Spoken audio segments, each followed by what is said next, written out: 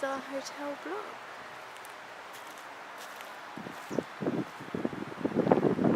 And here's our car. Oh, Chrysler Malibu, isn't it? Chevrolet Malibu. Get it right, Charlotte. Got a nice big boot there. Yeah, it goes all the way to the back. And then in here, we're off to Disney Animal Kingdom today. So in here, got the nice large back seats, yeah, for the imaginary children.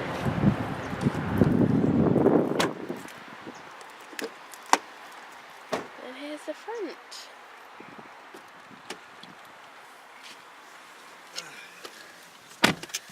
Fancy console. A dashboard that's like my car. No key things. Yeah, no key. So you just plonk it in here. Start, stop. Handbrake's all the way down there. Yeah, handbrake is a pedal. And the car just beeps at me for no reason normally. Yeah, car keeps beeping. We don't know why. It's supposedly got Wi-Fi, but we can't get it to work. So yeah, got a nice little console bit there. It's a nice little car. Well, a nice big car, really. There we go. Beeping. We are here at Animal Kingdom.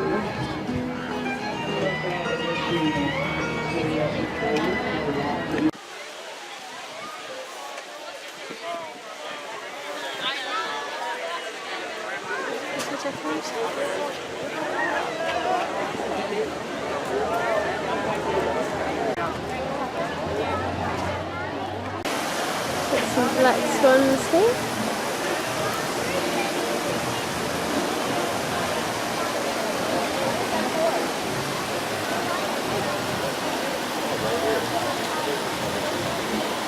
The dark ones with the red wings, that's the black swan.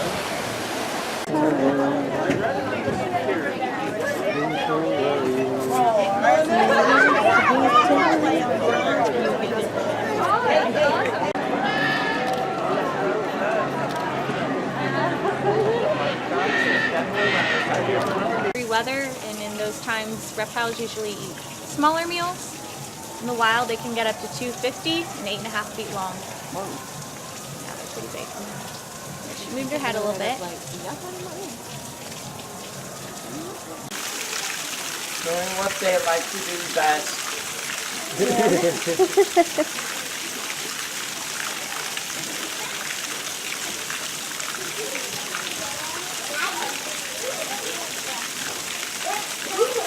This way, over this way.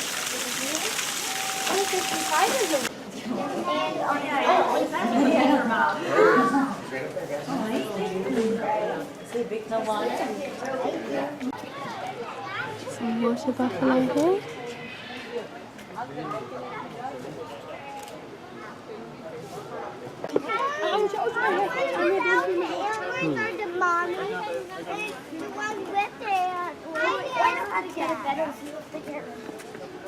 Hi dear. Hi dear.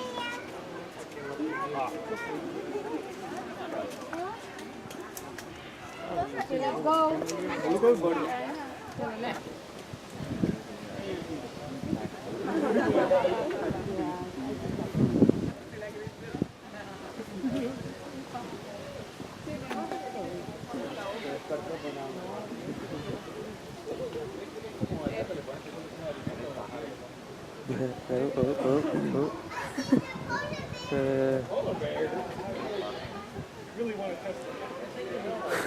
You see that other one nudged his bum? Yeah.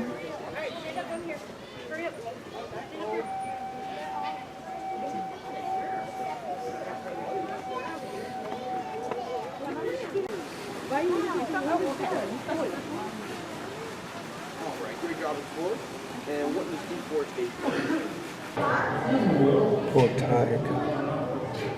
We might get a better chance.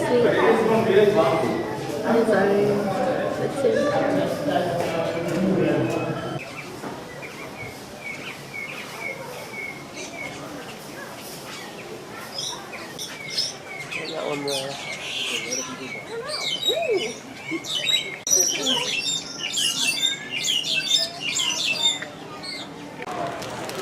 Got monkeys. Okay.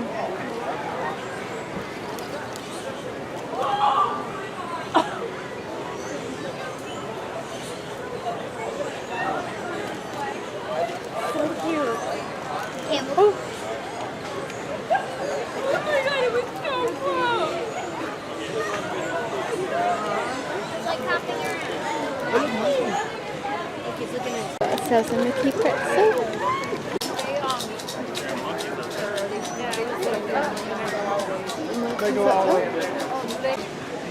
Yeah. But I have a 10-second timer. I think I propped it up, like, on the picnic And that artwork on that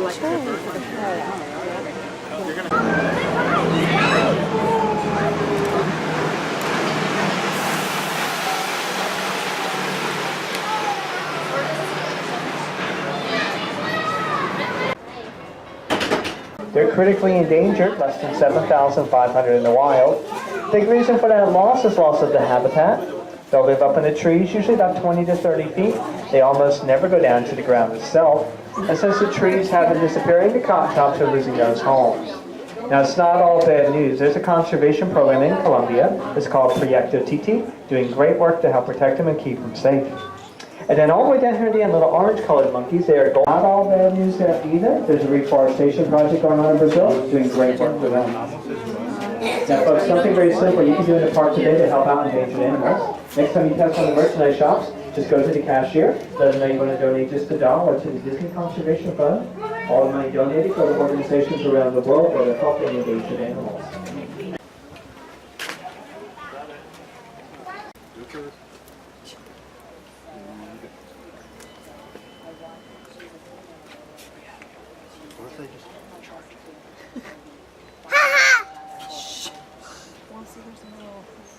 Oh, they got a little trench.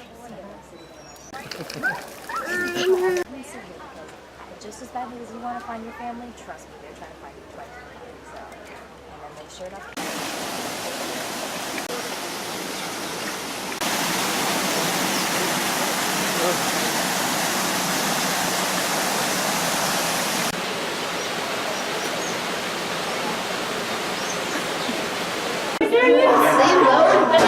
Lights in the water,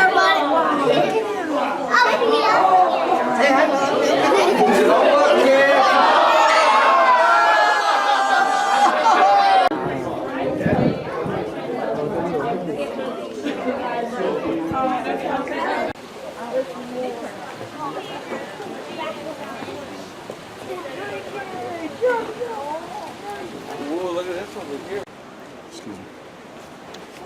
And for the record, that's actually not first. No, never mind. I think I know who it was. Probably smell like something good here for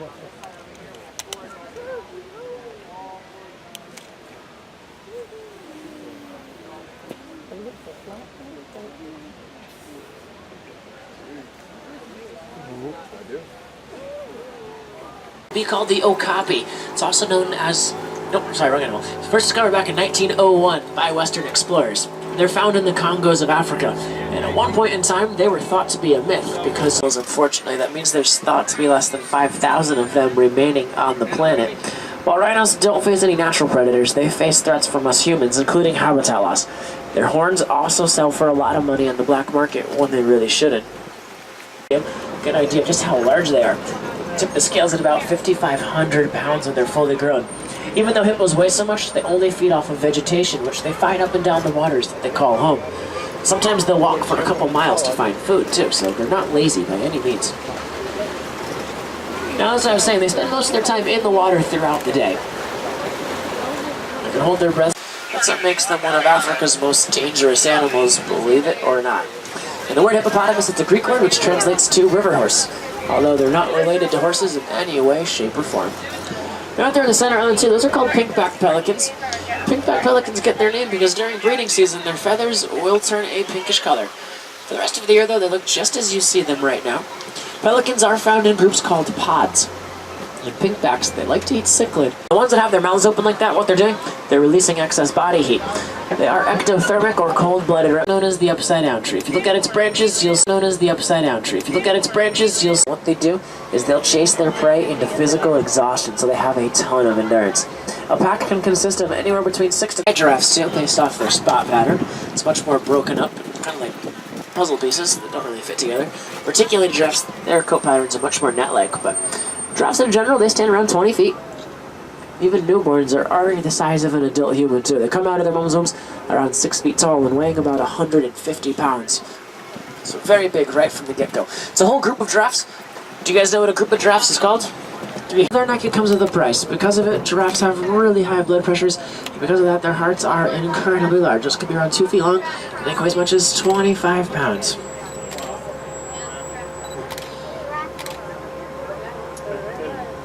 Let him cross the road, and then we'll continue on the way.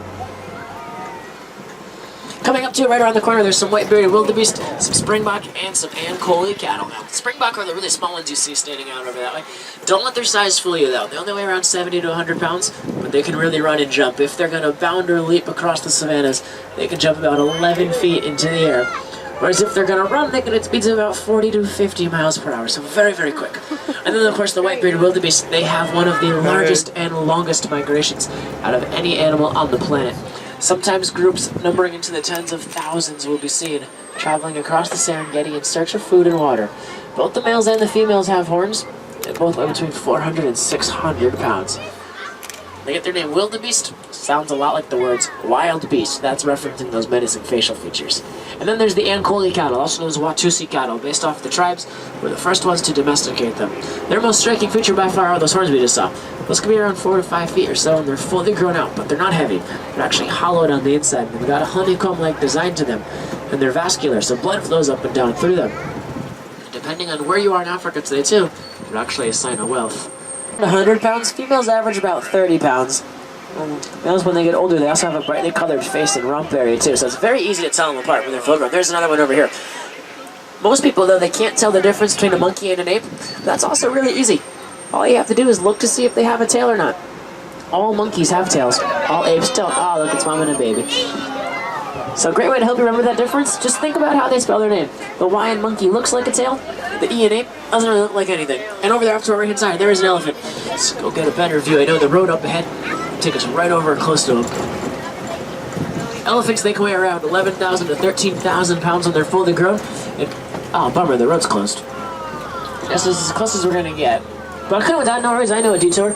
There's be some more elephants up around the bend. Anyway, so they weigh around 11,000 to 13,000 pounds, and they'll stand around 11 to 14 feet tall, depending on if they're... So elephants will throw dirt on their back sometimes. It acts as a natural sunblock. They also eat small amounts of clay, too, for the minerals that it contains. And good news is, if elephants are... And then once they are born, they stay with their moms for about 13 to 15 years.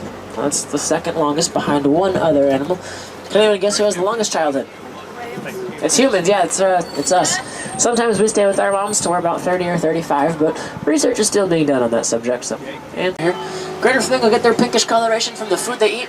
Eat a lot of brine shrimp, which is very rich in beta-carotene. There's also the springbok off to the right.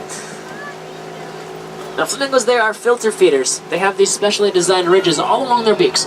Sort of acts as water strainers. It allows water to pass through while keeping food particles trapped behind. And a whole group like this is called a flamboyance. There can be a couple hundred, a couple thousand, sometimes even tens on reserves such as this. But luckily, their numbers are beginning to improve thanks to those conservation efforts. At one point in time, they came so close to extinction, though, they were thought to only be around 17 of them left worldwide. What happened is farmers noticed that there weren't any around anymore, so they found all the ones that they could. They started raising them. That's what ended up saving their species from extinction total off. Off to the right, though, if you look down the roadway, just spotted some zebra and some white rhinos down that way. Zebra, they're a staple food source for lions, of course, so we'll have to keep an eye out for them.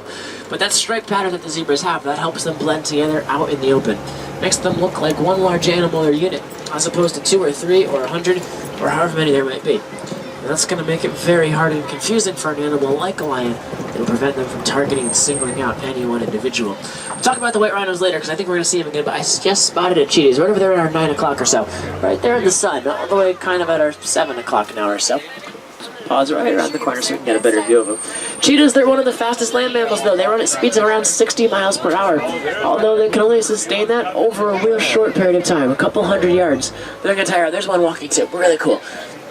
So a cheetah actually relies on stealth more than anything else while they're out hunting. And they do most of their hunting during the daytime, which is pretty uncommon for predators.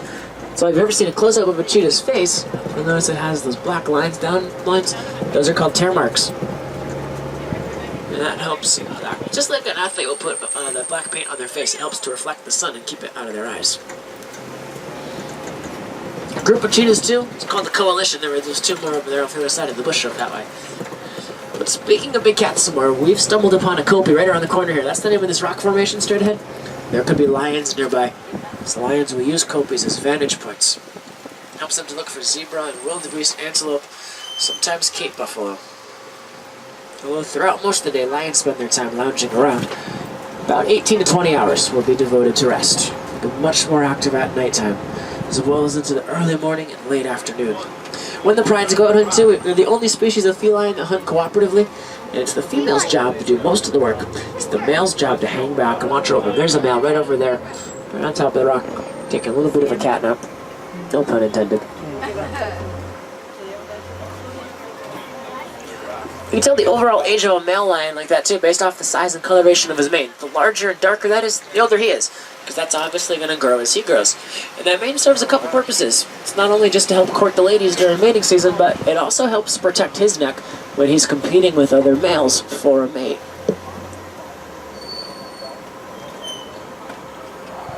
And when they roar, sometimes you can hear a lion roar from 5.5 miles away. It all depends on where you are and where they are in the region that you're in. They're the largest species of burrowing mammal in Africa.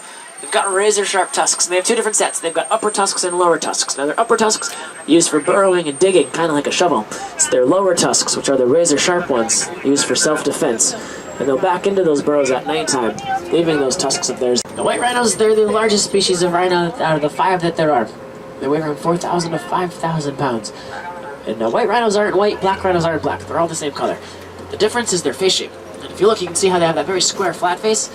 Well, that's where their white part of their name comes from. It was actually a mispronunciation from the Afrikaans word wit, which means wide or broad. And that's referring to that face of theirs.